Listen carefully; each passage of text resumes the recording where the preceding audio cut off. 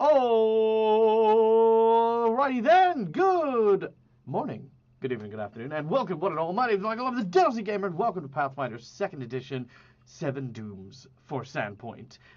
This is, of course, a tabletop role-playing game in which these lovely and amazing Patreons who help support my channel come along and play in an action-packed adventure in the town of Sandpoint, set in the world of Galarian, a place that is, of course, the native lands of the Pathfinder role-playing game. Welcome in, guys. How you all doing? Doing good. Hello. Doing good? Woo! It's so good to see you all here. And it's so good to see so many familiar faces in chat. I see Crip Walker in there. What's up, Crip Walker? I see Dead Like Me. I see Cass. Hi, Cass. We love you, Cass. How are you? We also see Turquoise Vixen. I think I saw Cookie in there. Yeah, g'day, Cookie Mon. And, of course, all the usual... pardon me, all the usual cast members as well. Good to see all of you, like, in person and in chat. And OG, welcome in, welcome in. Now, while I go and deal with the sniffies, I'm going to turn it over to Matt. Matt, can you give us a rundown of our sponsors while I go sneeze my brains out? All right. Go, Matt! Woo! Of course. We are proudly sponsored by Hero Forge, which have created all the cool minis that you see in the corner of everyone's screen. We are also running this game through Fantasy Grounds. This makes things so easy for Dag to just put things in and just allows them to play. We have also, I haven't been here for like the past 3 weeks. Do we have any other sponsors? I'm pretty sure we do. Sirenscape. Sirenscape, yes, of course. Now, through the stream, we're going to hear some really cool sounds taking place through Dag's stream. So if you want to hear the sounds of explosions and the sounds of gibbering ghouls and eldritch horrors, all that sort of thing can be through Sirenscape. So, make sure you head on over and check out all of those things. I'm guessing I did we're my going best, to man. character introductions. I believe after that, Oh, we still got... I mean, I was just going to say there's one sponsor. It's the chat, but I don't remember if we do that after us. The chat. You guys are one of the more important peoples on this channel, even including Dag. So this stuff can't be done without all of you guys. So everyone who's just hanging out in chat, everyone who's just watching, chilling, relaxing with us this evening, thank you for being here. I hope you have a fantastic time, and I'm looking forward to playing with you as well. Because you also get to interact with the party as well. And I'm going to switch it to Dag to let you know how you can do that. Yay! Indeed. There are a number of ways that you can do that. I'm surprised you guys got through a lot in a very short amount of time. Did you guys introduce yourselves? Nah, we did that. That's next. Oh, okay. We Fair. kind of... All right, did it a little out of order. fine. No, I think Matt did a great job. Just a quick small round of applause for Matt. Thank you so much for handling the He's the man. The sponsors. Yeah. Now, of course, as described, the audience members are a huge key part to this channel. Not only in terms of our gratitude for you guys being here and validating us doing this online and not just, behind closed doors, but also a way for you guys to keep supporting the channel and allowing us to keep growing and doing all the cool stuff. Now that all my travel is done and all of that has been taken care of, I've got so many cool plans for the new year, and we are starting to make a little bit of headway on it as well. So more information on that as it comes out. But for now, however, all donations are going towards the DAG survival check, which is basically my survival check through the tumultuous time that is otherwise known as the Christmas period. So there you go. But of course, I do not ask for handouts for free. We have a number of really cool and fun ways for you to interact with the game as we play.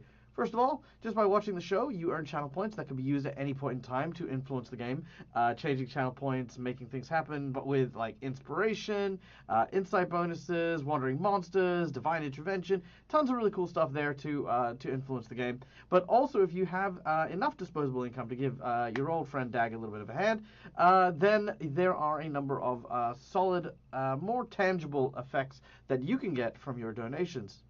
For $5, you can award a red mark to a player of your choosing. This is a hero point that can be used by them to stave off death, petition the GM for nonsense that isn't in the rules, or roll with advantage. Alternatively, you can use that $5 for one of these little purple marks here, and they are used as jinx points, which can be used to counteract hero points, have bad guys roll with advantage, or complicate things ever so slightly for my players. For $10, I will draw from one of 2 decks of cards that I have in front of me. The first deck of cards is a deck of story and plot twists. We use these in order to generate just basically kind of like randomize and add story prompts to the adventure while we're playing. And it kind of keeps me on my toes as a GM to try and figure out ways to squeeze these story elements in. The second thing you could potentially use a $10 donation for is a heroic action, which not only serves as a hero point to a player of your choice, but also a free, powerful little free action that'll give them a special ability that is a one-use ability. But yeah, they're pretty cool as well. For $20, you can donate to give a player of your choosing the coveted golden natural 20, because sometimes shit just needs to work. Sometimes we need to not die. Sometimes our spell just needs to go off. And for that, a 20 for a 20 is kind of how that works. So yeah, provide a natural 20 to a player of your choosing and guarantee them success in at least one thing that they're going to do. Then, of course, we have our $50 donation, which can come in 2 forms. Firstly, a magic item to a player of your choosing. This can be an item that they choose from their wish list, an item that I designed for them, or if you've got a really cool idea for a homebrew item, throw it out there. That you can provide a player of your choice a homebrew item that you create, and then I'll figure a way to mechanic it up for the Pathfinder system. So yeah, there you go. Then, of course, if you woke up on the wrong side of the bed and decided, you know what, today I am going to make everyone's life a little more difficult, you can use that $50 for a boss buff, making the encounters more deadly, more difficult, and more challenging, increasing the strength of bad guys, making the encounter itself more treacherous, or even upping the stakes, making like what's at stake even higher. So, you know, there you go. Yeah, that's that. Alternatively. Also, for our last reward, we have our $100 secret menu item. The secret menu item for the last couple of days was the 2 new members to Sandpoint, who are the 2 new heroes that will offer expertise to our players. One is, of course, our illustrious monk, and the other is a gnomish investigator, who are both now members of the town that will help and assist as our heroes do stuff. Now, the $100 secret menu item for today is going to be a major shift in what I think is the nature of Sandpoint.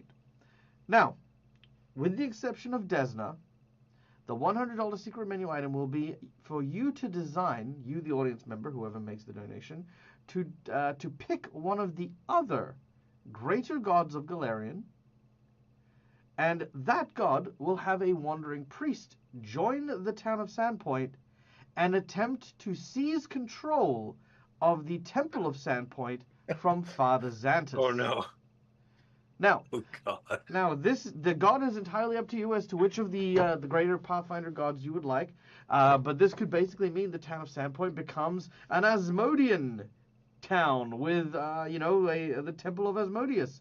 Now being the prominent religion, or maybe they decide to take Kalian on, and that'll be a whole thing, or maybe a secret cult of Norgorba moves in. Whatever the case is, a major religious figure will show up and oppose Father Xantus, which again, depending on how the players go and how the city goes, will entirely determine how what's going to happen with the city, basically. So yeah, there you go. All right. As for the donations, let's see. We have a $10 donation from OG Lava Kitten for a plot twist. Also, I don't remember. Was this the table that got True Love as the plot twist last time? It was. It's still tracked on the pre-show. Cool. Yeah, so I've still got the True Love one. The reason why we didn't play that one was because you guys were, you guys didn't really interact with too much stuff in that little bit, so we've carried it on to today. So True Love is already a plot twist that we're going to be looking at. And then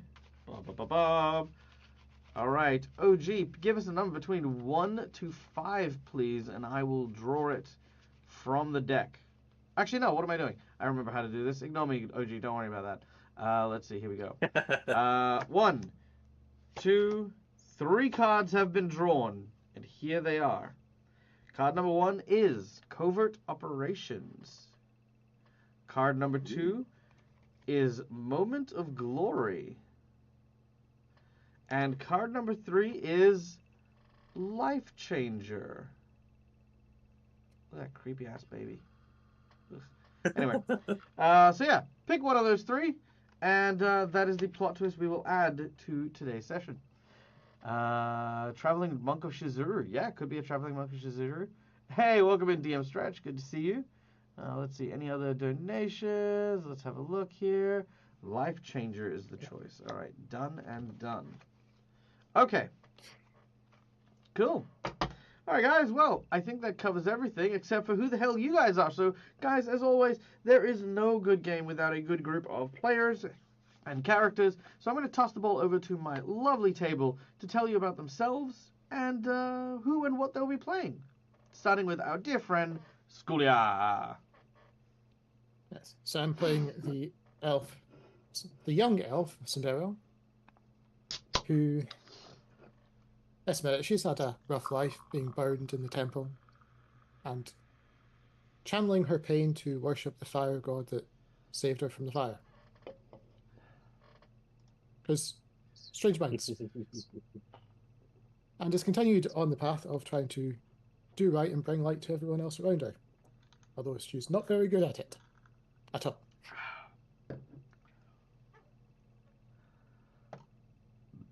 Hi, I'm Bavarian. I'm playing Westinson, a dwarf from a neighboring town who was a guard and is no longer a guard, who is now on a personal quest to discover the bottom of every barrel and or bottle he can discover. He happened upon Sandpoint and got tied up with his current company in an attempt to either help save the town or come to a bleak and grisly end and prevent him from drinking himself to death. He hasn't decided which yet. So I'm Peyton, or I'm Neil from Immersion Diversion. I play Peyton. He's from Sandpoint, just like Cinderella. Actually probably knew her growing up as well. Lost his parents to the fire as he was out in town, kind of helping out people within the town. His parents were worshippers of Aristil, and so he kind of has just kind of been living his life helping folks around town, but as he got older, just kind of became an annoyance. But he tries to make his enemies suffer. Well, not suffer, but more like he tries to make things difficult for his enemies, and he tries to at least not be a jerk that doesn't turn out well anyway with the people in town. So, yeah. And hey everyone, I'm Matt from All Things Fantasy, and I play Navander, the rancher from just outside of Sandpoint itself. Once a member of an elite air-to-ground military force, now semi-retired, living out in the countryside with his beautiful wife Shalelu. He has a nice little ranch, a couple of chickens, maybe a goat or 2, but yeah, mostly he's just here to fulfill a favor from Father Santalis. All right, and Rock's here. Do we have a Rock? No, not yet. No. Okay, well, Rock is running late, and Rock Protector plays the role of Ziak, the monster hunting Kolo, and he is a monster hunter who also has a little cockroach companion that serves as his conscience of some sort. Yeah. I don't even know where that cockroach came from. I feel like it was a redeem or something, maybe. But it's a cockroach. There we go. All right, we have one last donation that came from our dear friend Cookie Steve, because Cookie is a fucking legend and has given us some jinx points and a natural 20 because he just knows how to have a good time is what it is. What it is. Yeah. All right. Okay, guys. Well, without any further ado, let's jog on to today's game, which of course takes us back to the town of Sandpoint. Now, for those of us who have been following the adventure of our lovely heroes thus far. They have been on a quest to try and discover and defeat 7 dooms foretold by an old enemy whose spirit they were trying to put to rest, and had claimed that there were 7 dooms coming for the town of Sandpoint, led by some mysterious figure in a place known as the Pit on the Devil's Plateau. Investigating the claims, our heroes managed to find one of these dooms in the form of a grave knight risen from an old adversary of the town, a goblin named Ripnugget. Let me see if I can find us a good image of good old Ripnuggety. There we go. Yeah. Who had taken over the first layer of the pit, claiming control over the goblin tribe that originally resided there. He was using ancient and powerful magics in order to use blood rituals, transforming people into Sandpoint. But thanks to the efforts of our heroes, some of which who had been transformed into Sandpoint, our heroes not only defeated Ripnugget, but were also able to reverse the transmutation of those who had been turned. With the first doom now defeated, the goblins were able to re-establish themselves, creating a peace accord, allowing the players to come and go from the pit as they would please, as thanks for getting rid of the insane, evil, creepy thing. Goblin, yeah.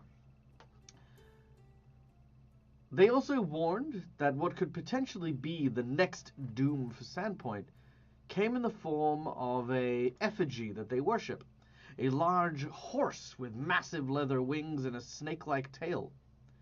So our heroes are kind of on the lookout for this, though of course how much one can trust a goblin's intel is in question, but you know, it is what it is. But now that the first of the dooms is defeated, our heroes earned a well-deserved rest, returning back to Sandpoint, informing Father Xantus of what had transpired, making their way around, and basically, yeah, just doing some shopping and taking some rest. However, they had heard stories and rumors of the presence of ghouls in the graveyard surrounding Sandpoint, and upon inspecting it, encountered a ghoul by the name of Wulgar. Wulgar, thank you. Wulgar Rabs. There we go. Right? Yeah. We met in the stables. Who you met in the stables. Now, he had claimed that the ghouls nearby had been displaced since, of course, heroes had come and gone, and that there was much chaos among the ghouls who were still somewhat loyal to Ripnugget. He had taken claim over all of them, and intended to unleash them upon Sandpoint, so that they may feast on flesh and reestablish their dominance one for all, as they take over the town in a swath of a plague-like raid. But our heroes offered something instead. Before this deal could be negotiated properly, more adventurers began to arrive. The ones who had helped our heroes down in the pit, and the ghoul did not wish to incite a big brawl, at least not yet, but was intrigued by the offer of our heroes, and has told them to meet at midnight. Where I asked them to meet, I forgot. So I will say that at midnight. Oh yes, Cinderio? Sorry. It's just last time you had this guy be a lot nicer because you were setting him up because we had a female NPC direct us to him. Oh yes. No, he is still nice. It's still what he wants to do though. No, he was the one that wanted to eat Ripnugget. We didn't propose that. He offered. Oh right, yes, because he gets to eat Ripnugget's. He gets to eat Ripnugget's body, and that's the proposal currently. That's the offer. But it hasn't solidified said offer just yet. But yes. He said, I will eat Ripnugget, I will consume his power, and yes, be able to wrest control back. But yes. So let's say that he is going to meet you later on at midnight He's going to meet you at midnight at the grave of Nualia, the one that had been exhumed earlier on in this adventure. Mhm. All right. But you do have the rest of the afternoon to decide what you would like to do. And, yeah, the day is yours. Let's go around the table and describe each of your characters' activities for the afternoon and evening. And Neil, you seem very excited. Peyton, what do you do? Misha was the owner of the it was like a holy shop, right? That's where we got our like initial like anti-plague potions and stuff like that, holy water.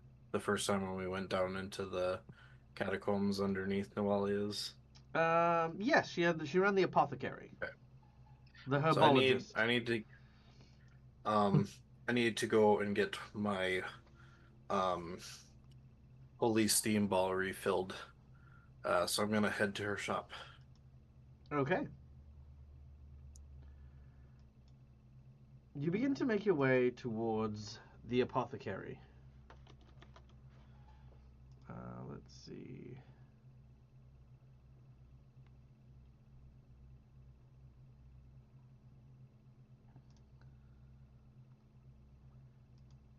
All right. The door swings open and the silver bell rings out. The smell of herbs and reagents seem to permeate through almost every surface here, as standing before you is, of course, your friend Misha. As she sees you come in, she looks you up and down, and Just kind of waved to her. are you still deaf? No. No, that wasn't me. It says Peyton's deafened. Oh, was that from? That's fine. I think that was from when. Okay, I was gonna say I think that was from when Ziak attacked me with something and he like hit me with enough force to knock me deaf. Okay. Okay. Gotcha. She looks you up and down and says, "Well, you look like you've had a hard day." You don't even know that half of it. I came to get my holy steam ball refilled. She sighs and kind of looks at you and she says, "So, you've come to me, the apothecary, to fill up your holy steam ball. And what, pray, would I fill it with?" Well, last time we came and got holy water, so I thought. Yes, good. What do we fill it with? Because and where would one normally acquire holy water, do you think? Look, I thought I'd come by and give you the business. If you don't. The want business. I can the leave. business of the thing I don't stock. Fine. What do you really want, Peyton? Well, I wanted to apologize. With everything that happened, it's like, I don't know, it's just... I'm sorry about revealing the secret from the past. I didn't mean to, it just came out. You're sorry. Years later, you're just, oops, my bad? I don't know what to say. No, it's not oops, my bad. It's, I shouldn't have done that. I'm a terrible person, and I know it. I'm gonna put a pause in this scene here real quick. Not for any reason. I feel as though Peyton was trying to. I feel like Neil was attempting to slow burn a conversation through purchasing stuff, and when that didn't happen, we've jumped into the deep end of like something that I don't think either Misha or Peyton is. Yeah. So I think through that we've thrown off. How about we dial it back a little bit? Let's I honestly thought I could fill the steam ball with her, but if I have to go to the church, Yeah, I it's will do holy that, water. so. You need a priest for holy water, not an Right, apothecary. but we bought like You vials bought of holy water from her before, so I thought that's where I could do it. but she would have gotten them from the priest, for example. Oh, So if you want to okay. refill, for example, like they'll refill it for Yeah, free, okay. basically. Got it. Yeah. Okay. Because it's a. I mean, you could always just double the price. That's true. Now let's Yeah. Now let's twist things around a little bit. So what exactly do you, Neil, want to what do you want to do with this relationship? For example, you're talking about the past and you're trying to apologize for it, right? So what I'd exactly like are to you become friends with. Well, what I'm apologizing for? Yeah. I'm apologizing for the secret that I revealed. Which was? We don't know. No, you didn't say. You just said I revealed the secret. Right. You revealed a secret. We haven't discussed it. You don't know what that is. You're apologizing for this. What I'm suggesting is think about it less from because obviously remember we're currently in the space and in the time, but the characters have spent years, decades even, with this, and just out of the blue suddenly turning around and being like, oh, yep, sorry about that. You know what I mean? Like that's where the disjoint is coming from because the characters have lived decades with this being here, and nothing has been said prior. With no prompting or with no establishment of this, there's that kind of thing doesn't really work too well. If you want to establish friendship, you want to look at what you can build and not necessarily repair. So my recommendation is start with showing an interest in something that Misha is interested in. Don't make it about yourself. Don't make it about your own personal things and stuff like that. Learn more about this NPC so you can build the friendship. And this goes to everyone as a DAG PSA of like, hey, role-playing 101. That is the best way for you to connect with NPC characters is showing that interest in their stuff and then, working off that. Okay. Yeah. I think I got it then. Cool. All right, so let's try that again slightly differently. You've entered the apothecary, and Misha is there, stocking holy water at double the price. Okay. And I will, I say, if you could get this filled, I would really appreciate it. I didn't come for just filling that though. Don't preempt. Also, don't preempt my roleplay. Sorry. Okay. Sorry. Okay, my bad. I don't know why that triggered me so much just then. I was just like, what? No. Anyway, give a guy a fucking inch. Anyway, she looks at your item and she says, you can get this refilled for free at the temple, right? Yeah, I guess so, yeah. Okay. Because she's going to charge 6 gold pieces for your to reach it. Instead of the 2? Damn. Alright. Yeah. I mean, I have 4 left, so yeah, the 2 that I would have refilled it with would do with the extra 4, yeah. I'll do that. That's fine. Okay. Yeah. All right. She raises an eyebrow and goes about refilling your steamer. You have a little bit of time. What would you like to talk about? Well, I mean, well, I guess what have you been up to? I don't know. You're doing okay. You're doing okay. Remember, you're pretty certain what this person does. This person who runs a shop does. Yeah. I guess the only thing I can say is, look, I know it's been a while since we've hung out or anything, and it has been a very long time since that incident. I want to start over. You're doing it again, Neil. You're not. I don't. Yeah, no, you default. Those- Don't default. Don't default to Okay, trying to solve your problem. Again, we'll reiterate this. We'll reiterate this. Show an interest in something that she is interested in. Okay, that's the Have recipe. you made any new potions lately? Brilliant. I love that. She takes a moment and she says, "Actually, I have been working on this new potion. With all the problems with goblins, I have started working on somewhat of a goblin repellent." Do you need a tester? We've been fighting a lot of goblins lately, actually. She looks you up and down, ponders, and she says, Actually, "Sure." we brought a goblin into town because no, we did not bring a goblin into town. She looks at Shit. you quizzically, very certain that you have brought a goblin into town now. It is we fought a bunch of goblins, and that's why I look like this. And it's I mean, it's technically a prisoner of war, so it is under our kind of control.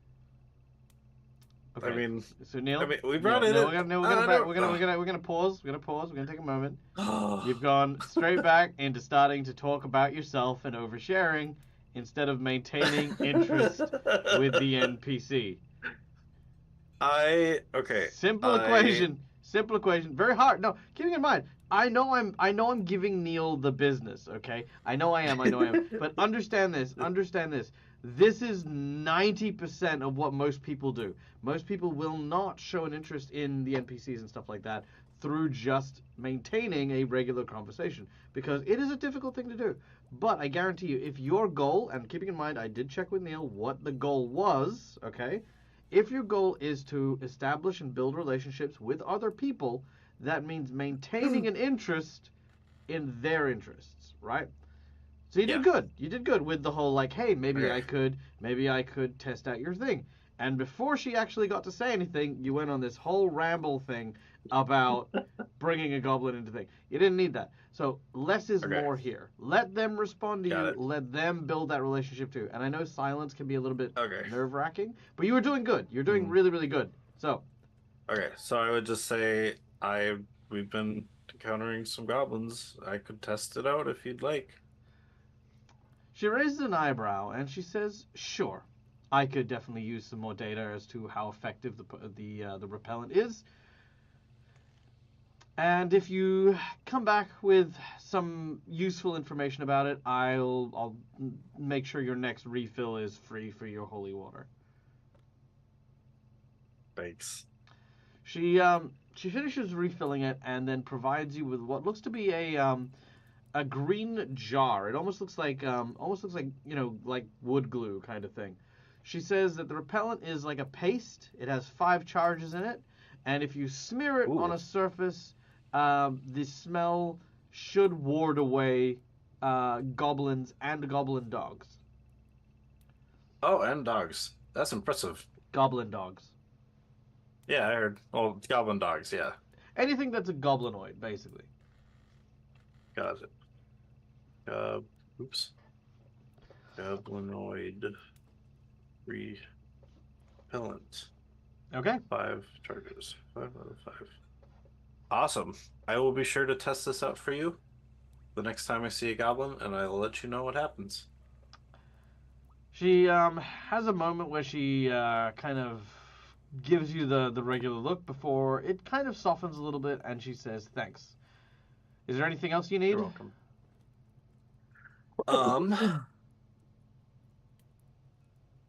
No, I think that was it for now.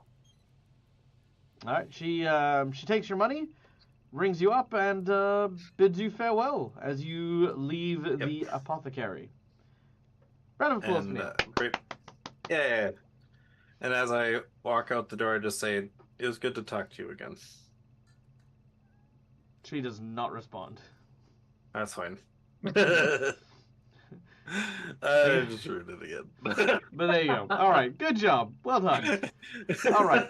The next person to tell us about their day, let's go to Westonson. Westonson, as you have returned from your from the trip to the pit and doing your shopping and stuff like that, what would you like to do? Oh, sorry, real quick. I noticed we have a Triania. I'm gonna go with that. Who is looking to get into Pathfinder and is watching some streamers who play. Well, welcome in. My name is Michael. I'm the Dead Aussie Gamer. I am the Crit Award winning 2023 Best Paizo GM.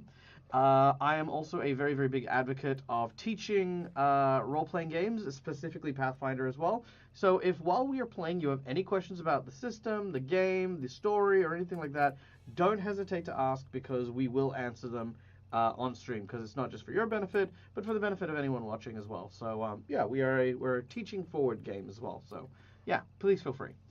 All right, Westonson, where are you and what are you up to?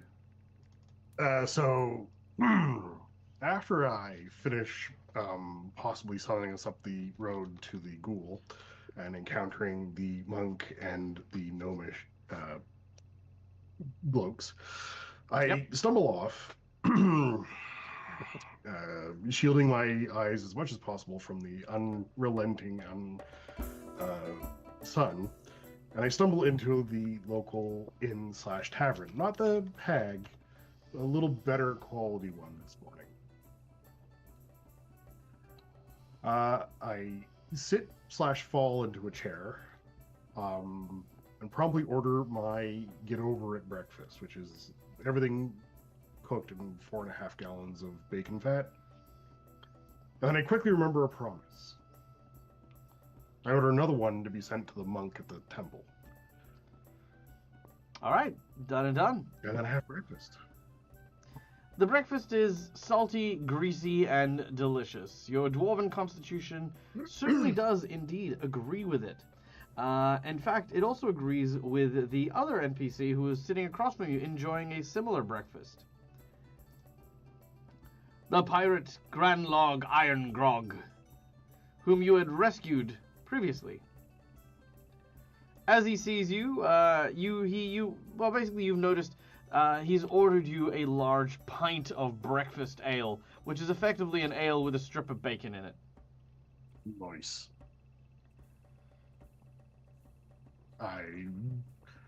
Many thanks, sir. Be no trouble it is, lad. After all, I owe ye and your kin a lot more than just simply a free drink. Mayhaps I join ye. Pull up a chair. He does indeed. Walking over with his peg leg, he drags a chair over and he says, "Hey, be good seeing you, lad. I heard many rumors floating around town about you treating with the spirits and all that. Not often you see our kind messing around with things of that nature. Supernatural sorts are usually left for the tall folk." There is a elvish-looking guy in the group. I blame him for most of the trouble. He apparently has had some relations with them before, local or something. Aye, fair. Well, look, far be it for me to pry from the people who saved me bacon. He says, drinking his bacon, yeah. Oh, says, no worries. He says, aye, listen, perhaps I can bend your ear a wee bit. You see, I've been trying to get myself ready to head on out. This town is a wee bit traumatic for me, you know, what having been tortured by goblin folk and whatnot. But before I leave, I feel there's a wee bit of unfinished business that's happening here. You see, I'm catching a lot of wind about treasure hidden and buried beneath this town. Like the old ruins, you know, with all those weird artifacts and whatnot. You know anything about that? Oh, I've heard so many rumors about the underside of this town that would fill a bar, needless to say. Well, rumors are all well and good, but it's whether or not there's a gem of truth to it as well. Every rumor has a foundation in truth. How much truth there is, I can't tell you. Legend has it that, well, from what I've heard, there is a beast of great power guarding some of it. Why? Aye, is it now? A tall thing, lizardy folk. Lizardy folk, you see. Well, perhaps I have to look into this tall lizard-like thing. See if there's any Come truth to down it. well prepared and well stocked. Now, are you trying to tell him about the Sandpoint Devil? Actually, I was trying to tell them about the fortune dragon. Oh, okay. In my slightly hungover state, I remember the fortune dragon crawling up from something underground. I Yeah, thought you it's were like- talking about the demon. yeah, but the fortune dragon I feel is just like there now, isn't he? Like the fortune, like she just lives in Yeah. town. Yeah, he polymorphed and went away somewhere. No, she probably She morphed turned and then into the sailor girl. yeah, she became the sailor girl and became the owner of the glassblowing factory. Yeah. Yeah. Yeah, Right. that's right. Yeah, she lives in town. She's just milling about. If you want, we That's can how we we can want. twist that a little bit because keeping in mind what could be cool here is he could actually look into rumors surrounding the Sandpoint Devil on behalf of the group, Yeah. and this is a good connection for you as well, if that's the angle you would like Okay. to go. So it's a lizardy thing, the fact that it has long kind of wings and 4 legs. Remember the old story from the tribes up north about the green thing that hoarded great treasure beneath the mountain? Like that, but smaller. You mean a dragon? No, not a dragon. Grimshot the Mighty. He tells the story 2 cities over about the feathery horse. Oh, thing. the snake horse thing with Yes, that thing. Right, yeah, no, I do remember that one. That's oh, aye, you think there may be That one guy of was these a load of things? tosh. Anyway. Yeah, as you say, nugget of truth and all that. Aye. mhm. Well, look, before I head out, I need to obviously make enough cash to make this trip worthwhile. Maybe I'll see if there's anything to this, and if there is, maybe there's a wee bit of coin in it for old Iron Grog. I'll tell you what, if you happen to find any, you happened in your diggings and travelings hear any substantial rumors or facts about this thing, I'd be very inclined to reward such information, methinks. Oh, I see what you're saying. I'm picking up what you're laying down. All right, you've got yourself a deal, friend. He reaches over Excellent. with a big meaty hand. Okay, I go to clank tankards. Oh yeah, Just bump his. yeah. Well, I mean, yeah. He'll I was gonna say as he grabs your hand, he turns around. He says, "You have a woman's hand." No. All right. As we leave the 2 dwarves to enjoy 4 courses of this very very fat head laden breakfast, Navander.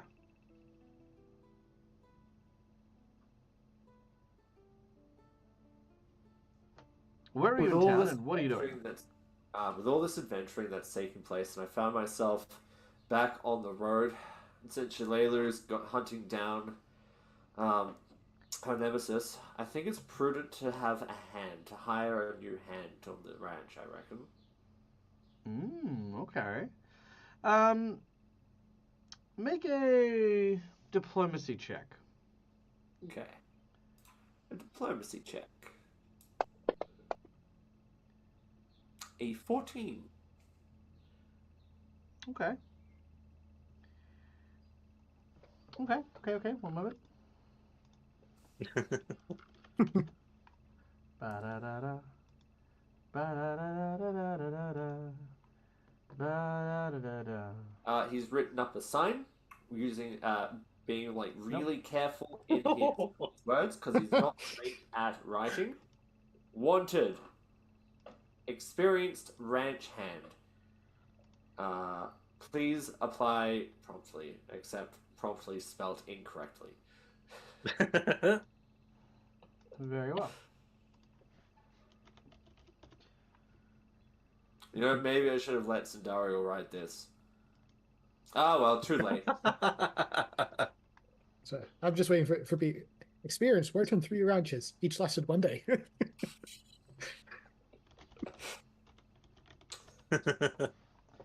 we go. Aha. Must be able to feed chickens, and feed and milk goats, and fix fences. All right, I got it. Okay. So, let me get us into the farmlands. Here we go. All right. Out on the farm. It is a lovely afternoon as Navander is on his ranch, enjoying the sights, watching the majestic hippogriff galloping in its on its run. As he does so, he is approached by a halfling woman who says, "Hi there! I hear you're looking for a farmhand to help you with the lands here." Oh, lovely. You saw my letter. Well, I posted. If that's what you call it. My name is Bellatrix. Bellatrix. I'm Navander. Navander puts out his hand for the Bellatrix to shake. She reaches out with her tiny hand and shakes it firmly. She says, "Well, what kind of ranch will you be having here? I don't notice the hippogriff pen and some small vegetable gardens, but what exactly is it that you're hoping to grow on these lands?" Mostly, we're mostly a potato and egg farm. So as you can see, this garden over here is our main potato field, and on the other side we have our chicken pen, which is where we use most of our business. I see. Well, I've handled chickens before, and potatoes are never hard. I think this should be pretty easy to manage. As she says this, all of a sudden you hear this sort of a click sound, then a click sound again, and then all of a sudden,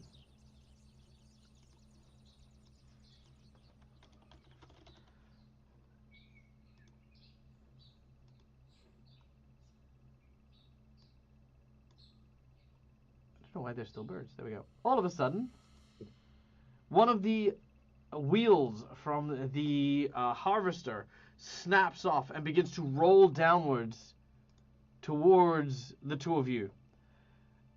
Immediately, Navander, you jump out of the way.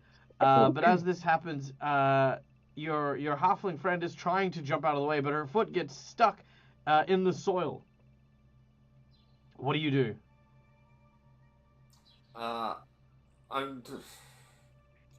Can I just pull her out? Can I attempt to... Oh, wait. No. Can I stand in front of her and try to... How big is the wheel? How big is the wheel is the question. It's pretty sizable. Made of timber, I guess? Yes. Okay. Navander is going to put his hand to the ground and cast black tentacles to stop said tire running at him. Oh, very nice. All right. A series of black tendrils rise up and stop the wheel just before it hits her. She winces and blocks her face as she's like, "Oh." She looks at you and she goes, "The demons have you." "I'm sorry, sir. I can't work for you." She turns around. She runs screaming. Aww. At this point in time, you look back at the tractor, and as you do, you see a black cat sitting on it, just going, "Nope, nope, nope, nope." Do you want to run this farm, or should I get someone else to run it? It lifts up its hind leg to show you a full view of its balls that it then starts to lick.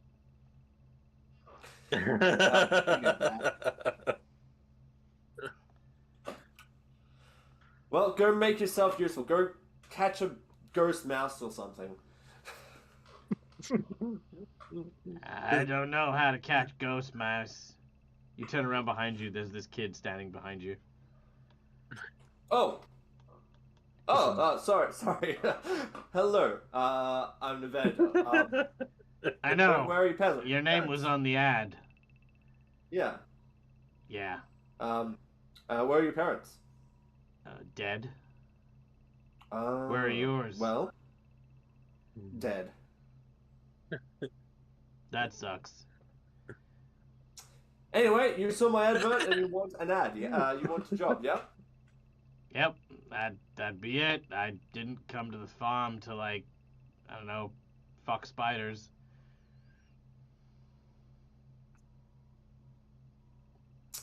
What experience do you have? Have you worked at a ranch before, my friend? Yeah, I worked at a ranch, dairy farm, milked cows, took the milk, made butter and cheese and things. You don't have cows, so I don't know how that helps you. Well, we are very similar. A troll came and ate all our cows, so now I need to find a new job. Well, I run a chicken farm. Do you have some knowledge about chickens? They taste good. They lay eggs. And, yeah, that's about it. That's pretty much all you need to know. Also, you need to feed them. Can you pick potatoes? Yeah, I mean, dig the dirt, pull them out. Feels pretty simple. Look, I'm 13, okay? I've had two jobs and I've started my mortgage. You know, this is a very medieval time at this point. Good. 2 more years and two more years and I'll have 3 kids. That's really good. Starting salary?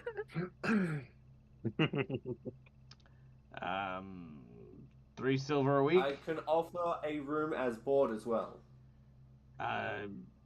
Yeah, okay.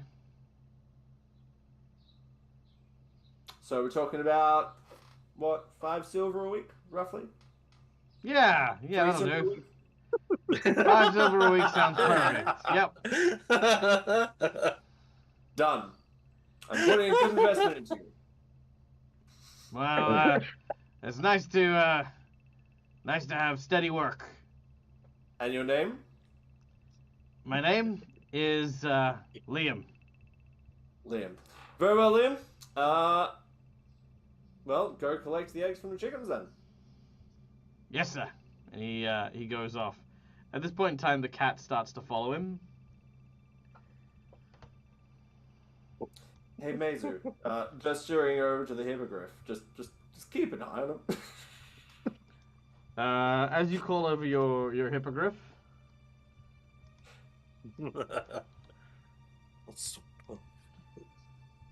Is it a hippogriff or... No, it's not a hippocampus. It's like a... Yeah, there we go. That's the one. I was thinking... like that... Yeah, this one. That one. Yeah. Okay. Your hippogriff makes this like scroring noise and starts to follow the child, realizing that your hippogriff can't see ghosts. Now the cat and the hippogriff are stalking the child. I said eye, not beak. You also didn't add feeding the hippogriff to the list of the child's duties, so we'll see how we go. Hippogriff's actually pretty good at feeding themselves. She's pretty good at feeding herself. I bet she is. There's a reason why there are no foxes hanging around with the chickens. I was gonna say there's also a reason why you don't have any farmhands. That too. Okay. All right. With that being said, Cinderio, where in Sandpoint are you, and what are you up to? Okay, so Sandero, after just getting back from the filth, the muck, and the stench, Mm-hmm. would have immediately gone to get a bath to make herself at least feel clean. When she Okay. eventually feels clean enough, after being around so much death and decay and feeling panic, Mm-hmm. she'll go to one point in the town where she thinks is teeming with life. She'll go to the orphanage outside. Okay. You head And to what she's the local orphanage of Sandpoint. okay, and what she's going to try and do is try to interact with the children, and she's going to try and effectively bring a bit of life back to everything. And she's going to go on about the stories of Marvolo Crode since she was just rescued by them, and try and reiterate some of the old tales that she heard in her own youth to the kids. Okay, make And a basically be a bit of a performance storyteller. check to entertain some kids as you sit down and you regale the story of how you met one of the heroes of Sandpoint, or at least the puppet of the hero of Sandpoint. Come in.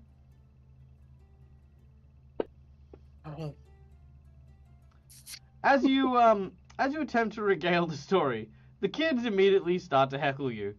They call you a liar. They say there's no way the hero of Sandpoint is just asleep in a ditch somewhere up in the Devil's Plateau. You know, oh, you went and you fought and killed Rip Nugget? We all know the story of Rip Nugget, who was like the terrible leader of all of the goblins that attacked us years ago and attacked our parents, and you just happened to find him and kill him along with the heroes of Sandpoint? Oh, I suppose that makes you a big hero now as well. Pull the other one, and they start like like not booing you, but they're just like they think you're teasing them, and they feel like they're Yeah. being picked on, like for being gullible and kids and stuff. But Sandero would probably still lap it all up because it's lots of livable activity, especially considering all the death that she almost went through, almost losing everyone. She doesn't Yes. really care. She just wants to feel the life of everyone that's here. Yeah, no, sure. That makes total sense. Now, as this goes on, you are approached by another individual. You are approached by a familiar monk whom you had met on your travels. Kevzaran is her name. Oh, She hello. says, Didn't expect. "That's her God." I was just going to say, didn't expect to see you still wandering around the temple. Well, I wasn't expecting to see well, whatever's going on here. You see the kids again, still making fun and sort of causing a bit of a ruckus, as she says, I actually came to speak with you, and well, if you're busy, then I can come back later. No, not at all. I'm sure. I'm sure story time can wait. As the kids go back around their play, the two of you find a small and quiet space underneath the tree. She says, "Look, it's not often that I say this, but I actually grew up in a similar situation.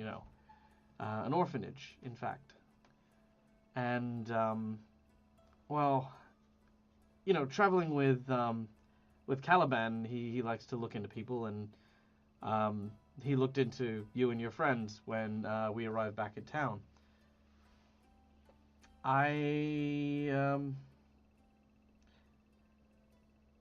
I just wanted to say I thought what you guys did, putting yourselves out there and actually trying to take on all the troubles of the town, that was really brave."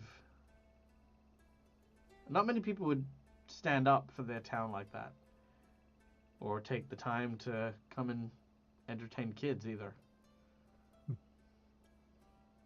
Well, from my point of view, it's more about trying to change the perspective. I mean, I'm sure you probably heard some of the tales being spread about Father Santos and all that, just because of the things with Neuralia that happened a few moons ago. Yes, no, But I have heard. It's understandable the negativity people feel towards everything surrounding that ritual. I mean, honestly, if I was one of the townsfolk, I probably would feel the same way. But I've known Father Xantus for a little while now, though I'm not originally from Sandpoint. It's kind of almost like a mecca for certain people. You see, the heroes of Sandpoint didn't only perform their acts of heroism in Sandpoint. Me and Caliban actually come from, I come from Turtleback Ferry, and a few years ago, a flood threatened to wipe out our entire village, and it was the heroes who came through and managed to stop the destruction of the dam that would have otherwise wiped out everything. Though it did unleash a tiny dinosaur dragon thing, a lot of people survived that day because of them. And Caliban was actually a victim, or would have been a victim, should I say, of a cult of assassin, murderer, serial killers in Magnamar. He was investigating a judge from the town and was caught, and the heroes managed to liberate Caliban before before the worst could come to be. It was their stories that inspired us, and again, coming to Sandpoint, even though we're not from here, it's very near and dear to our heart because it's near to the people who had helped us. Sorry, I don't know why I don't know why I told you all that. it's fine. I mean, I suppose I come at things from a different perspective. It's not just the heroes. I'm using Neuralia's as a cautionary tale about all the prejudice that fermented through, and I'm just trying to make sure that a similar sort of thing doesn't breed in the children, so the next generation doesn't go through a repeat of that scenario. So I appreciate probably a different perspective, but to me, if I can stop the evil from spawning, that's better than having to react as much as I could. That's actually what I wanted to talk to you about. I spoke with Caliban, and at least for the immediate future, he and I are thinking about staying in town. I don't know if it offers any level of comfort or the like, but obviously with your search and investigation of the pit on the Devil's Plateau, we were worried that maybe if your mind was on the town and its safety, you might not be able to do the job that you need to at the pit. Not to say that you wouldn't be, able to handle, or that you weren't capable. Just we thought. I thought if we were here. You, what you're trying to say is you don't want us to have our split focus and make a crucial error at an impromptu moment. Yeah, exactly. Yes, that exactly. Yes, and well admit that thinking about all the innocents that would be lost if all defences were lost. I mean, imagine the entire coast would be a completely different landscape. To say the least, of course, yeah. So, at least for now, you can count on me and Caliban being here. Thank you. And I'm sure the town's guard and There is no town maybe I guard. should. There's only a local militia, and the sheriff, Yeah. whose name is Baylor Hemlock. So there isn't actually a Yeah. proper town guard or anything like that. But I was going to clue in the fact that there is a strong individual currently residing in the glassworks that potentially Yes. not to anger too much that That's- she might that's- not be aware of. That's also true. There's also no guarantee that they would fight for the town either. Keeping that in mind. No, but I'm letting her know not Oh, to yeah, go yeah. there and potentially piss Oh, her sure, off. sure. Yeah, not a problem. Yeah. She at this point very awkwardly kind of stands up to take her leave, and thanks you for nothing, and then just walks away. This Yep. is going to be our plot twist. I forgot. True love. Which And is there why was she you was. thinking you're going to use. Huh? There was go you on. going to use it on the girl last time. I was thinking about it. But Neil's already fallen in love with a shade ninja character thing on Gatewalker. So yeah. So Kev or Kev Zara is Sarin? Yep, Kev Zarin is a potential romantic interest to our lovely Cinderio. So there we go. Okay. Ziak. Yo. What is What? Ziak doing in town after they have returned from the pit and having successfully slain Rip Nugget? Well, Yep. yeah. So I know. So we took care of one doom, and I know there's 6 more dooms out there. And being a monster hunter, I'm kind of curious what these dooms would be, you know. Well, so I you've want to heard- go. Well, keep in mind, you've heard the rumor from the goblins about the second doom potentially being something to do with the effigy that you saw earlier on. The statue, yeah. Yes.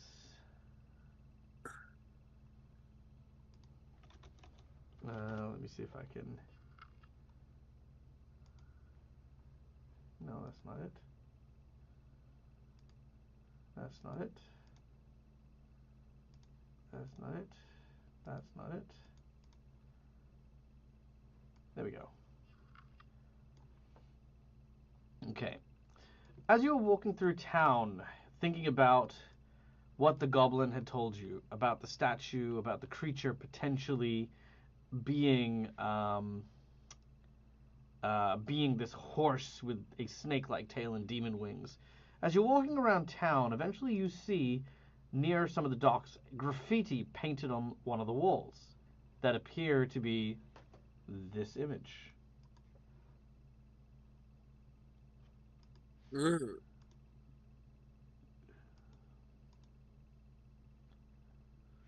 Huh. I look at it and I'm like, oh, this looks like the statue, the creature. Who? What is this building? Is this just a normal house or? Good question. Let's find out. This is...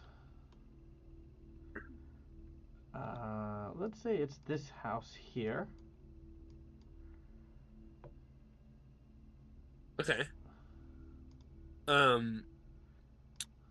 Maybe the people inside didn't do it, but I'm still, it's pretty good. It's a pretty good, graffiti. Like it's not, it's pretty good detailed as I see. So I'm gonna go and ask the people in this building if they know anything about this, the creature that's on their wall. If they did it or, yeah. Sure. Give me 2 seconds while I just look up what this area is. So this is 26. 26 is... Here we go. The general store, a grocery and hardware shop. Oh shit. Vin. Yeah. Yeah. All right. Ziak, I need you to roll me a percentage, please. Okay. Oh no. Oh no. Oh no.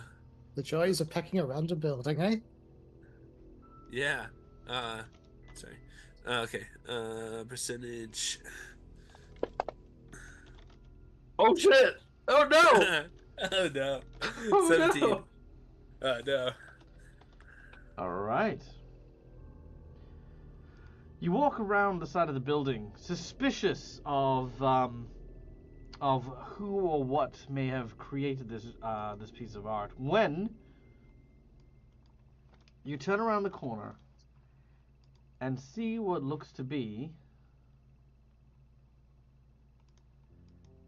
a beautiful red-haired woman. A very, very attractive individual. Her name is... Shayless, I believe. I feel like it's Shayless. It is...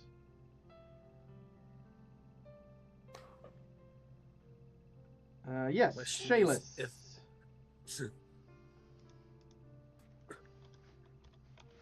He was mad over here like, yes. Okay,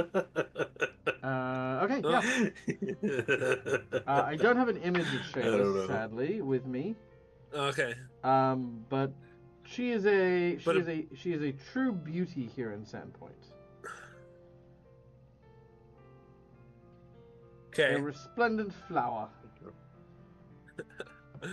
Like a ruby of the sea. Like a ruby Well- in the sea? A ruby of the sea. It's A a ruby- Critical Role joke. Oh, okay, yes. I thought you said a ruby in the sea. I'm like, why would you throw a ruby in the sea? It's like, yeah. Titanic. I mean, what? Okay. Continue. All right. Okay. All right. So I see her, and I'm just like,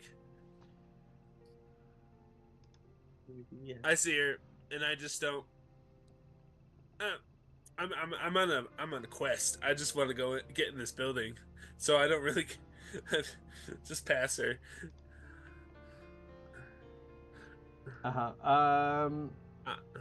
She seems to be wearing overalls and is tending to the front of the store. As she sees you, Oh, okay. She greets you and says, "Well met, stranger. Welcome to the general store.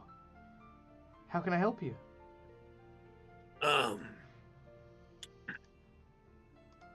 I was wondering about the painting on the wall over there. Do you know anything about it? She blushes and begins to sort of pull her hair behind her ear. She says, "Well, I mean, yes, a little bit, I suppose. It's a little embarrassing, to be honest."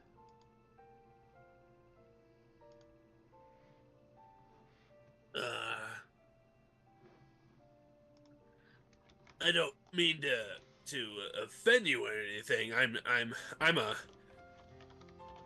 a monster hunter, and Oh, I know who you are. Most people in this town know who you and your friends are. I'm Shayless. Shayless Vinda. I'm Ziak. Ziak? Ziak. It's nice to meet you, Ziak. Nice to meet you too. All right. There we go.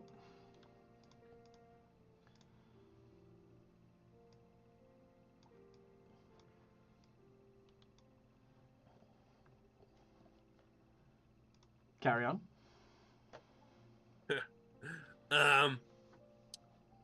Yeah. Anyway, if you don't want to talk about the painting over there, I would understand, and I will move on. Well, I mean, you don't need to. I'm sure. Why don't you come in? I'll fix you a coffee and we can talk a little bit about the painting. Sure. She smiles and leads you into the shop. She looks around and she says, "Why don't we take the tea in the back room?"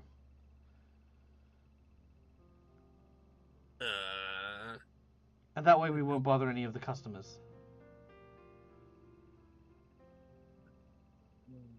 Okay.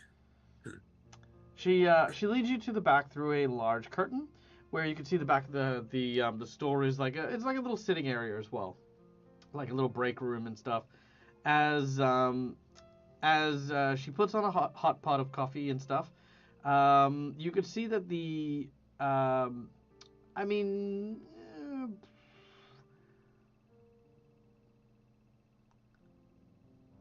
You roll me a. You know what? No, I'll let you decide. I feel like this is something you need to decide whether or not you find, as a colo individual, other species attractive. Yeah, that's what I was trying to think. Would I? Yeah. You just need to say yes or no. Honestly, there's no yeah thing. It's the same thing as your sexuality and stuff like that. Maybe Ziak's gay. Maybe they're into other things, who knows? But yeah, just a simple yes or no if Ziak finds this individual attractive. I'm gonna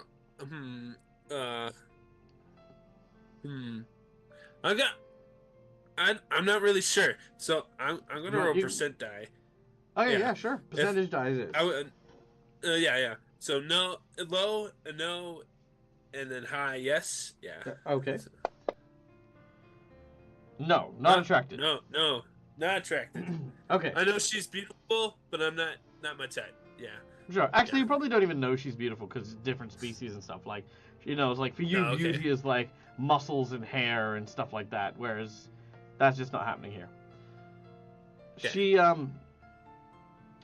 She sits down next to you and puts the coffee down. As she does, she moves her hair over one of her shoulders. And she asks what you would like to know about the painting.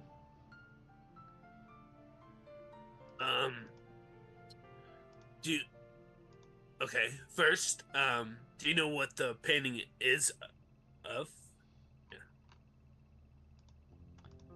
She says, yes, the painting was drawn by an old friend of mine.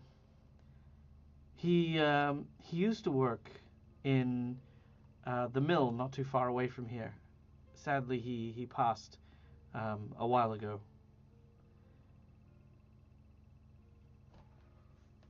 It was just something he did for me, while I watched.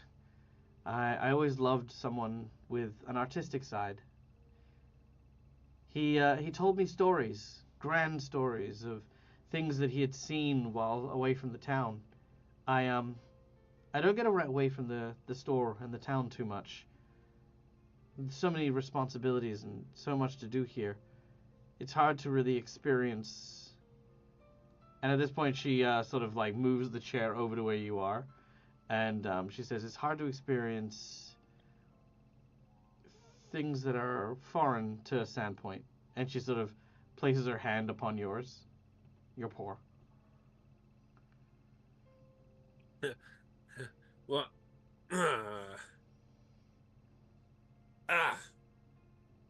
Okay. No, Curses, go, my only weakness, the slightest amount of affection. Immediately dies, and that's the end of our poor friend Ziak. God, he fought goblins, he fought Sinspawn, but Couldn't Wouldn't handle. it be like awful if Zach doesn't know how to Explain respond? that Because you this is the need first a time. balloon. This is the first time he's Someone please clip that. That was amazing. All right, Ziak. What do you do? All right. Does the man have any family still alive? Yeah, he has well, sort of. He has a business partner, but well, he's not well. He's at an asylum just outside of town. After what had happened, he took ill and is getting treatment over there.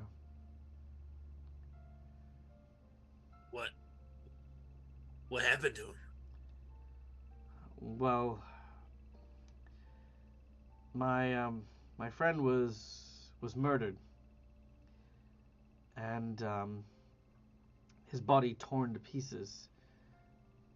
And the business partner found him shredded, along with another friend of ours. I don't miss them, but it's sometimes hard to think about. There were so many unpleasant things that happened.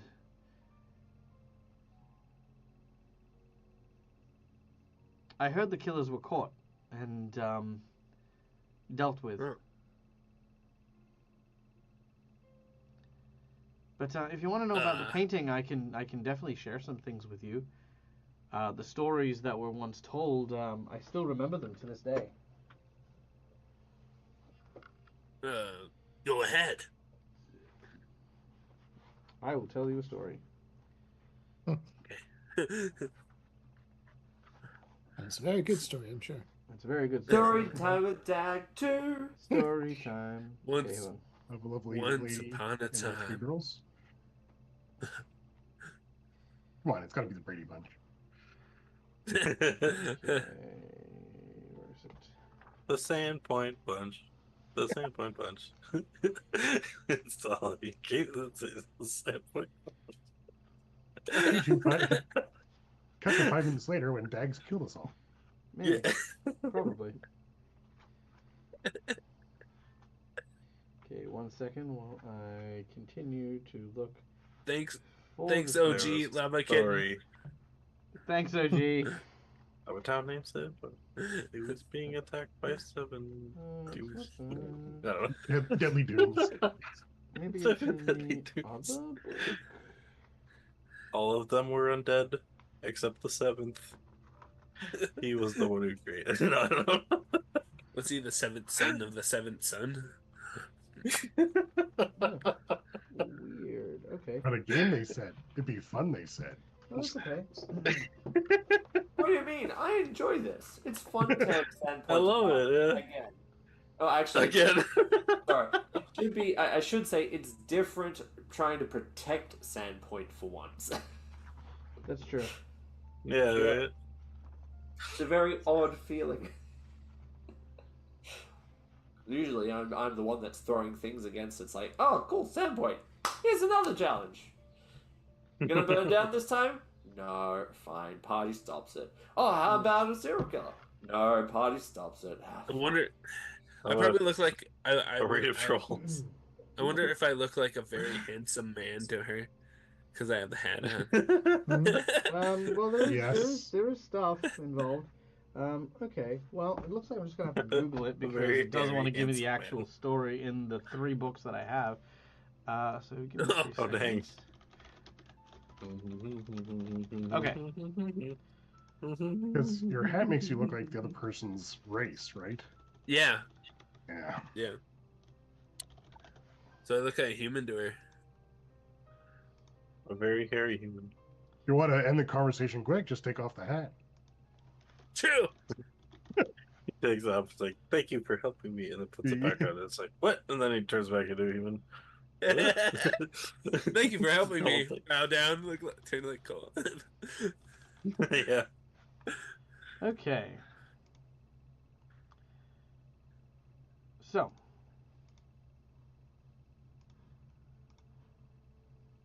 um,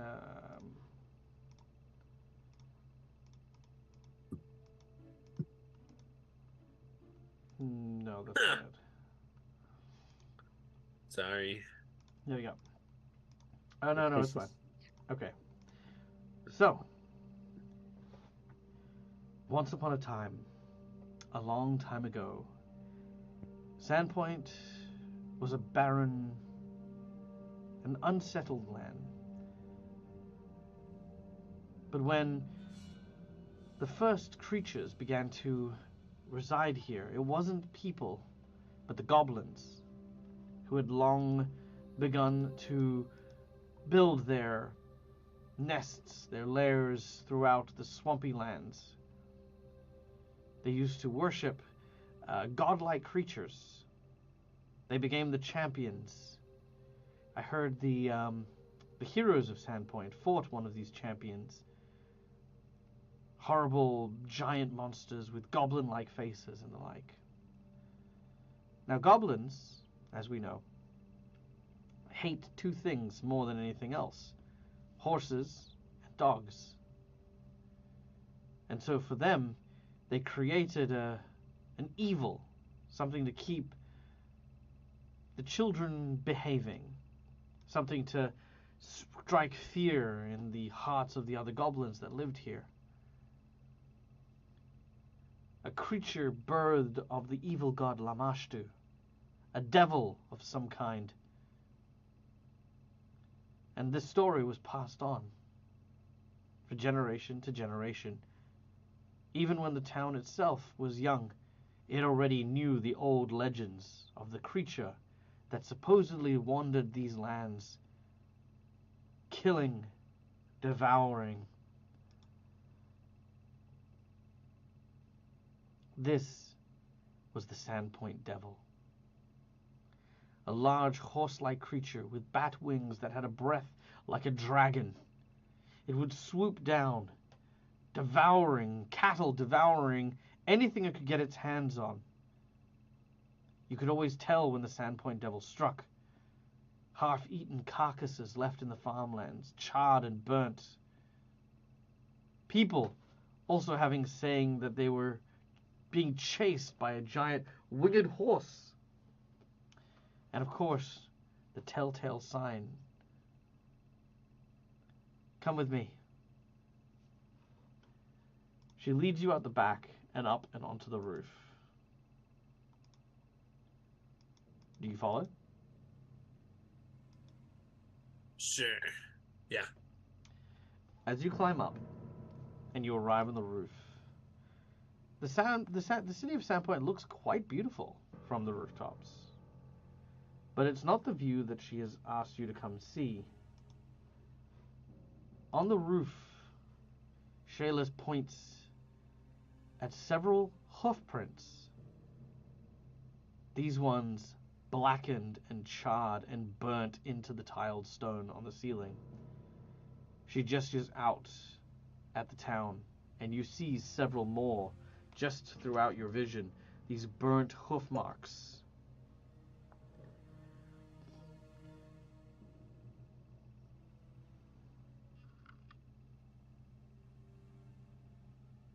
Interesting.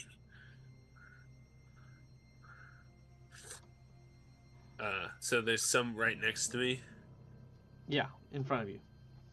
I will examine the prints. They're, as I described, they are blackened, charcoaled hoof prints from that of like a horse of something, or some kind. All right. And then there's more. Do I see a Zach like path on the roof? No. This is just from years. Like like you can see that several of them have. Yeah. Okay, so some of them are old and new, and okay. Yeah.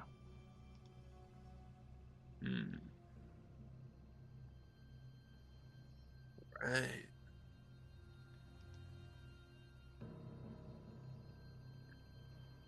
This doesn't help me to find its lair or where it is. Well, be careful. I hear the creature is very dangerous. But, you know, it's sometimes very difficult. I don't like thinking about the creature. I become very afraid. Afraid to be alone at night in case it swoops down and finds us again. She rushes into your arms and places both hands upon your chest and says, I don't suppose you would stay with me? Keep me safe from the creature? Maybe it'll come back. And, of course, I'd feel so much safer having a big, strong monster hunter staying here.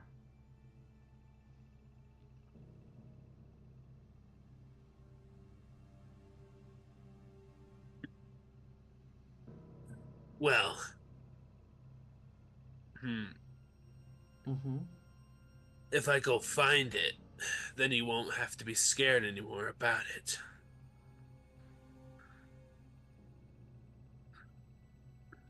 She says, but what if it comes back while you're gone? I mean, I really don't think I should be alone tonight. From downstairs, you hear, Shayless! Shayless, pretty, where be thee? And she suddenly changes her demeanor. She says, oh shit, my dad. Listen, come back tonight. She winks and pushes you off the roof. As you fall off the roof, you land in what looks to be a pile of hay at the bottom. She leans over to make sure you're okay and sort of winks at you and then says, coming, father. Tarry not, child. As he quickly makes his way around. What you see next is I wonder if I have his.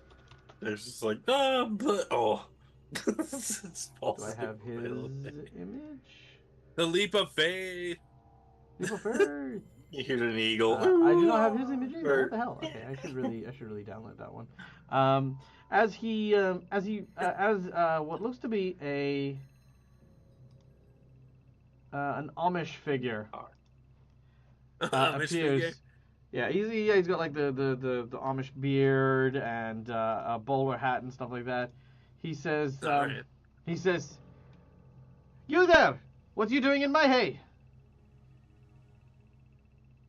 You don't be trying to steal that hay without paying for it now, are ye?" No, I fell from the roof. The roof? What be ye doing on my roof? Looking for a monster. Oh, looking for a monster, are we? The smell of bullshit do I smell on thee. Get out of here, you traveller, you, lest ye feel the wrath of my boot upon thy tuchus. Sorry, sir. The monster hunter Ziak will leave the premises. I bet you best be willing you'd be leaving. She, just, Good day, sir. Yeah. Good day, sir. He just shakes his fist at you, just... And he goes back to calling his daughter. Shayless! The hay needs straightening! That was her father. Yeah, no, I had a feeling. Yeah, okay. I thought he was still in the house. Alright. Time passes, and you... oh, sorry, 2 seconds. I have a message from work. What are you doing in my hay? Oh.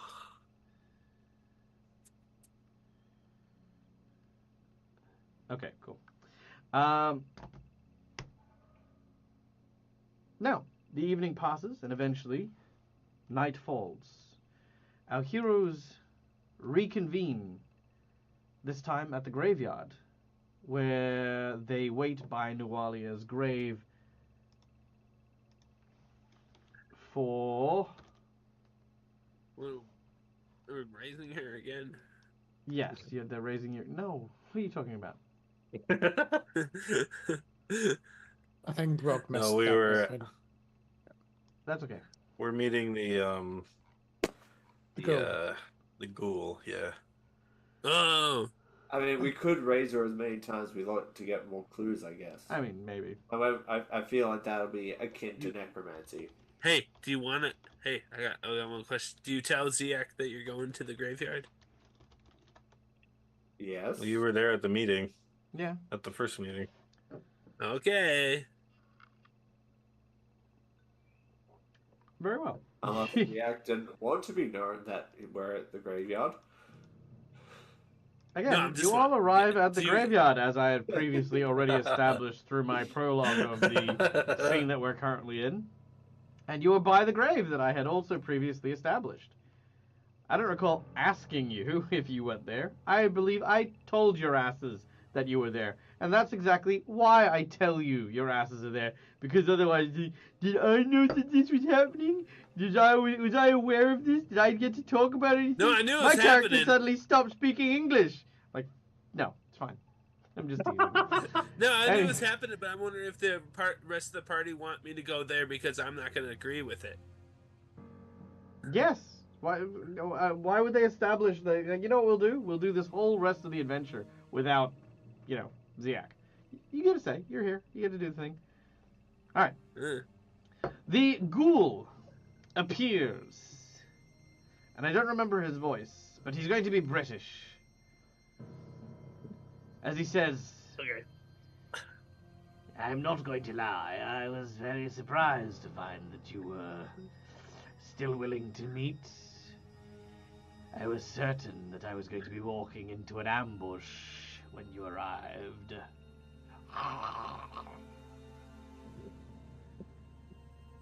Give it time, my friend. Give it time. But anyway, The night is young. Yes. Allow me to be clear on matters at hand. The ghouls that reside in Sandpoint have always had a bit of an understanding. What goes in the ground then becomes ours to do what we will. We don't raise the dead. 'Tis not in the ghoul's nature. And truth be told, we'd much rather not have to share resources with others.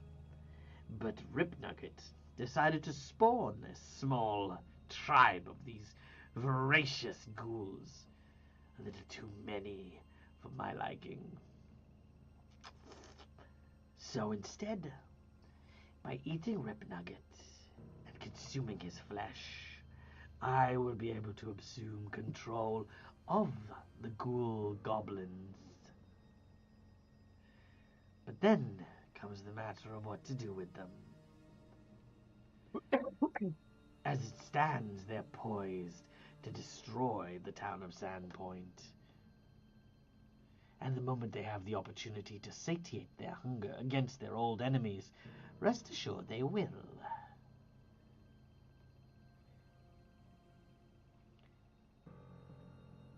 My question is... Have you ever, tried eating a burger or something? Oh, I do eat burgers. They're quite nice. Rotten flesh burgers. Preferably 2 small children with some, barbecue sauce. Never mind. Forget I asked. I can't. Thanks for that, Peyton. Sorry. My brain. Sandero's probably giving Peyton a dirty look at this point. I didn't mean like human meat. I meant just any kind of meat. But What did you expect, Peyton? So, nothing, I guess. what you're proposing is that you will take over the goblins, and then Just and then be the overarching king of the ghouls here in the Sandpoint hinterlands. Well, not quite. At least the ones here in the vicinity. My only request is this. I will stave off any raid on Sandpoint and reside in the Warrens, right here beneath our feet, dug out by Ripnugget and his tribe. In return, you leave the ghouls be. No hunting, no digging them up, no consecrating random graves. Just leave the ghouls be here. I will keep them in check. They will bother the living none, but the corpses, they are ours for the taking.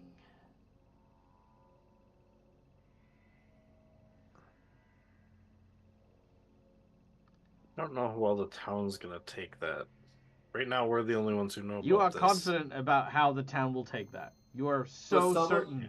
You are so certain No, I how know. the town Yeah, will I take just- this sort of Oh, news. but- That was Peyton being sarcastic. All For right. someone who's hoping to be buried in this graveyard, that does not appeal to me at all. Yeah, it was I was gonna say-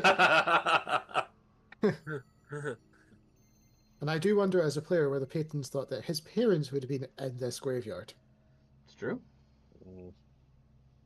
Actually, probably not. I They were think cremated. Peyton and Cinderio's parents were likely cremated forcefully.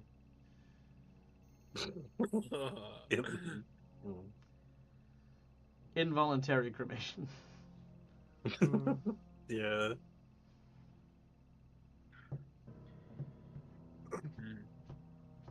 Again, I know this is a lot to stomach, but the choice is pretty clear. Otherwise, the ghouls will be left to their own devices. This would technically be a defense for Sandpoint. Oh, you want us to protect Sandpoint? I mean, Oh, Not you said you really. keep raids out. That's technically protecting also. no, as in, the goblins want to raid. I wouldn't be Yeah, stopping so any you're other protecting raids. us from goblins. No, no. No, No. He'd be protecting us from the tribe that he was to take over, Peyton. Oh. He just wouldn't, as a Oh. leader, authorize the raid. Yes. Hmm. I would do my part in delaying it.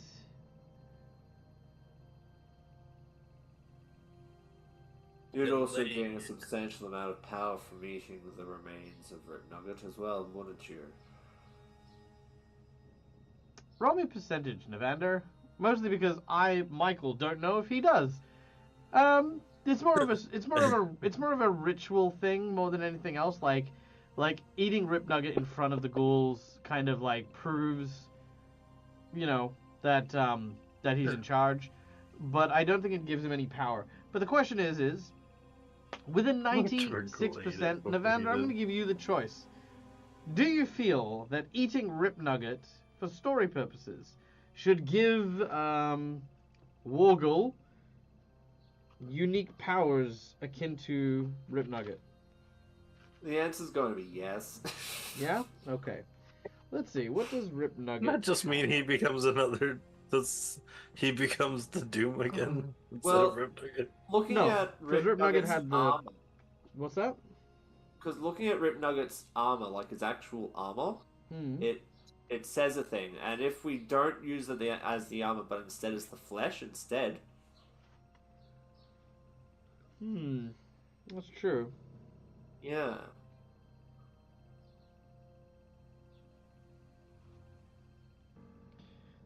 Or he can have the Grave Knight's curse, so he can now issue out death curses. Yeah, yeah. I think that's cool. So he can now he can become a death cursed ghoul. That's kind of cool.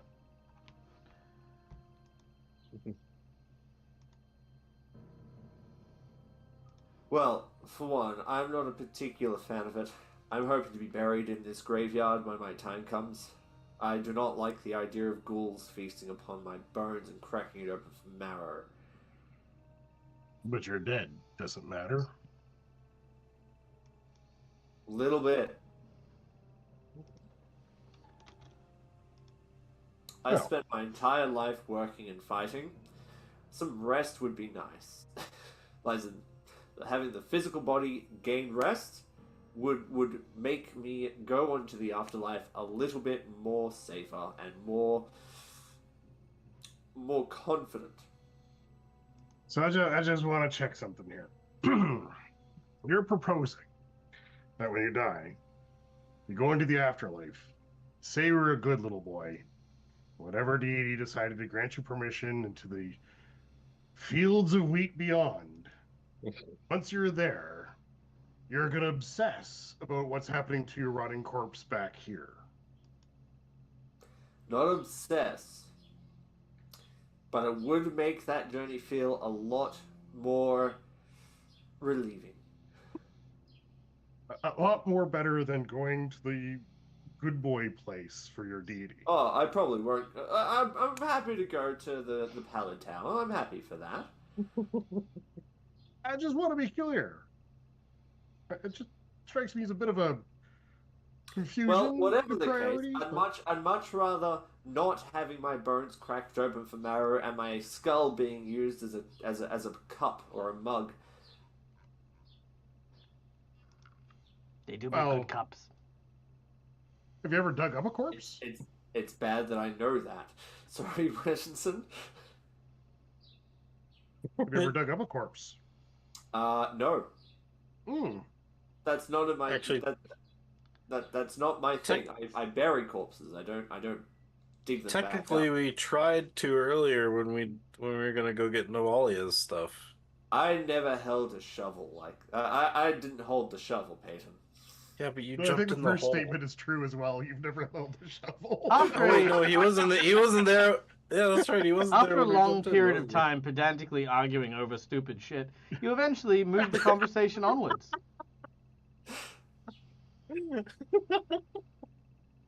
I would argue against this deal. We're strong enough to take down the goblin, the goblins ourselves. And besides, goblins. Ugh. Peyton Okay. will side with the majority, whichever that would be. So Peyton has declared he doesn't have an opinion. Got it. I'm more tempted to make it such that it's a split vote and Peter has to decide now. This is too much. It hurts too much to think about. I personally think it's a perfectly fine idea. I'm probably not dying anywhere near here, so I guess you can view it as either me not having a stake in the equation because I won't become stake for a ghoul later on in life, or I've moved past here. I think. Wait, you're a hunter, right, Navander? No. No, I mean. glad we never mind. I glad we was- sorted that out. Ziak, what about you? No, I don't. Never mind. I'm just gonna stop. Ziak is very conflicted right now. Yeah, basically, he should, kill this guy right away. Being a monster hunter. Sure. But, if it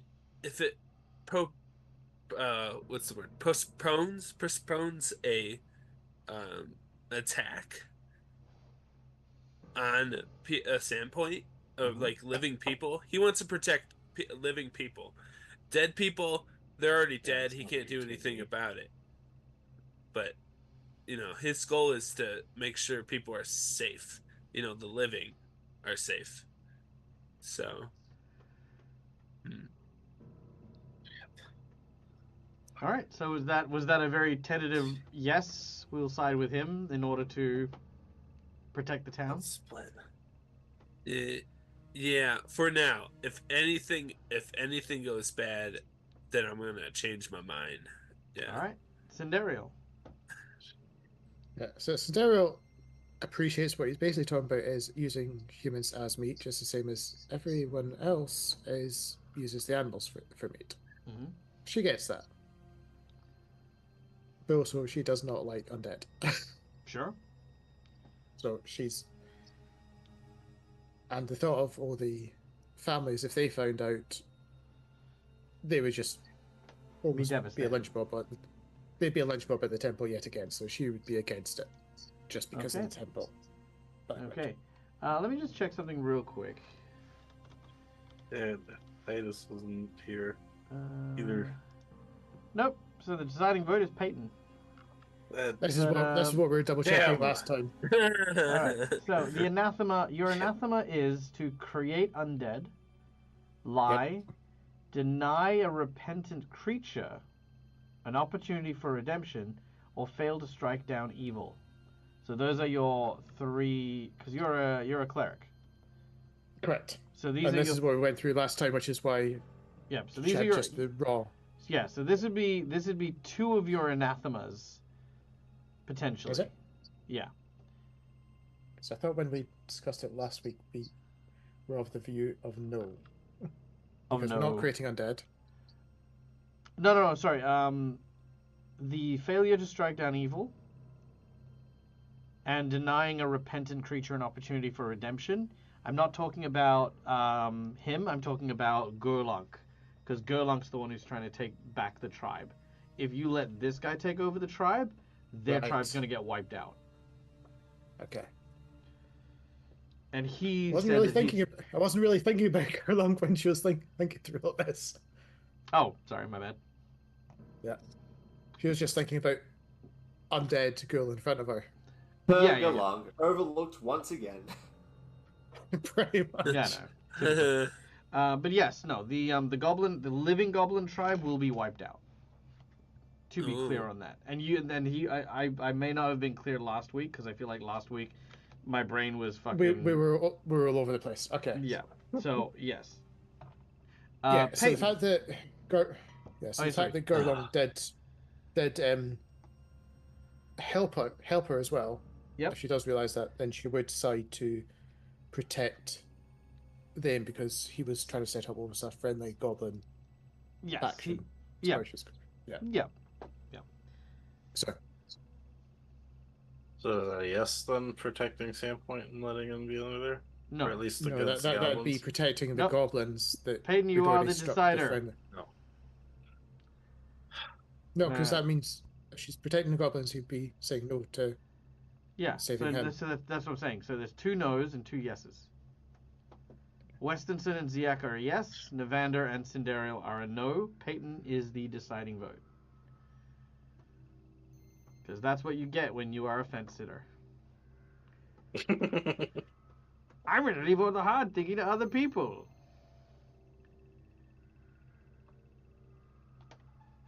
It's also why I'm glad this Peyton week wants is to 5 protect people rather than Sandpoint. 4. That's a no. So no for the Nice. deal because you want to protect Sandpoint. Well, because he's eventually just gonna eat everyone in Sandpoint anyway, or at least the bodies. He's basically siding with Cinderial. Okay, sure. You turn down Wolgar. He snarls angrily and is obviously unhappy with the decision. He says, "Very well. I will not push the matter further. Rest assured, you have been warned at what would happen. Wolgar does not hold responsible what happens next. But you will not see our kind here. Food is going to become very, very scarce soon. And he and his Can I tribe just will move smack him on." right now? You can if you want. I do. Alright, make your attack and roll initiative.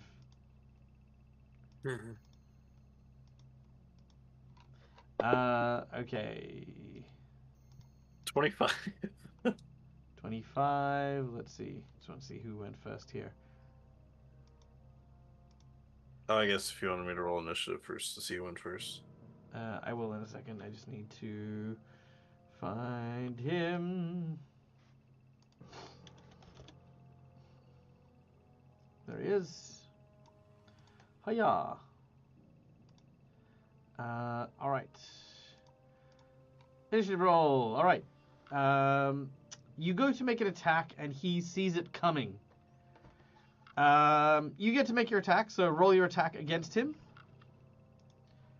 Can we roll on him again, or just he's the one I rolled? He's in the he's in the Okay. chat now. So yeah. Yep. I'll just roll on him then again. You may also want That's to one less, Peyton 24. and Titus to allies within neutrals at some point. Oh yes, of course.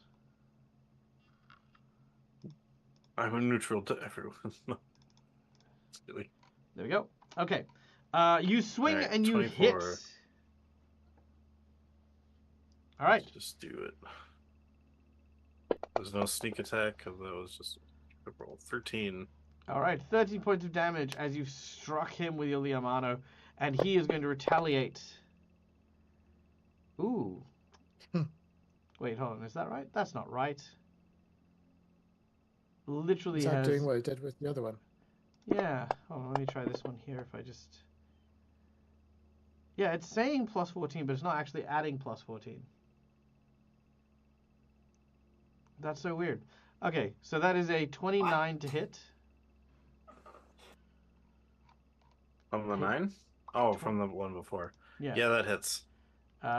Is it a crit? No. No. Which I see 24, 29. All right. So he turns his jaws out and bites at you.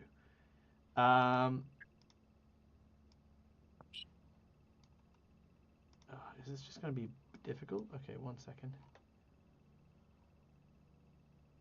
No, it's just the code is completely messed up on this one. Yeah, I'm not sure what's happening here. Okay, so that is 2d8 plus 6. So that is 14 points of damage. Ouch. And I need I need 2 fort saves from you.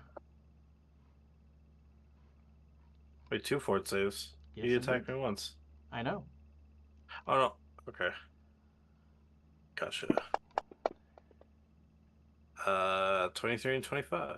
The first one will fail. The second one will succeed. You are not paralyzed. The second attack, however, as he bites you, the wound becomes vicious and nasty looking.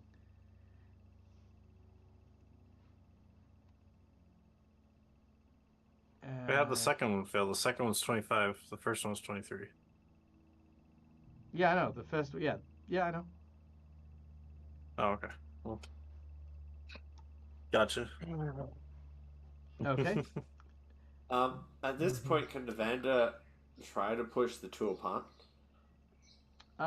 You don't need to, because as a reaction, he is going to leap backwards and up and onto like a nearby tombstone. He looks at you guys and twists his head. He's going to try and run away. If you guys want to fight, we'll save that for next week. What would you guys like to do? Let him escape or fight him now? I think we're gonna fight him. Hey, Mythical That's why I Turret, paid an good to attack. see you. It's been a while. How have you been? We're actually just wrapping up, so we're going to bounce the raid around in a second, but stick around. Right now, Peyton is being mauled by a ghoul. Alright, Peyton. I'll follow you in with this. I don't like ghouls in my town either. Knock it Yeah. out. The rest of you? Sandero was just going to shout, "You better run!" Well, look at Peyton and go, Oh, "You sure what the-" about this? we'll now have to try and stop this evil mastermind Wargub Raps from galvanizing. You've blipped. You blipped. Oh, I have? Oh, no.